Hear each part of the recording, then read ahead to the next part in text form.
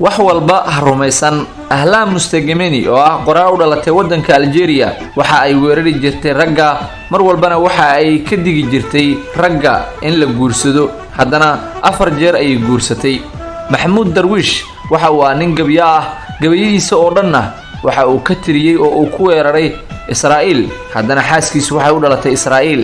Mutanabi oo ahaa gabiya Carbeed waxa uu yiri seeftayda iyo saxaruuba way garanayaan geesinimadeyda haddana waxa uu ahaa nin fuli ah oo haada ka carara. Daali Carnage waa qoraaga buugga Jooji Walbahaarka oo bilow nolol cusub isaga ayaana isdaldalay oo isdilay.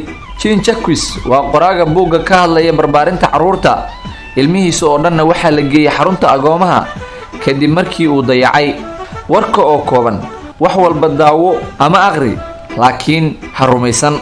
fadlan haddii aad muuqaalkan ka heshay like dheh sidoo kalena asxaabtaada kale u share garee ama copy link ka taabo. mahadsanid.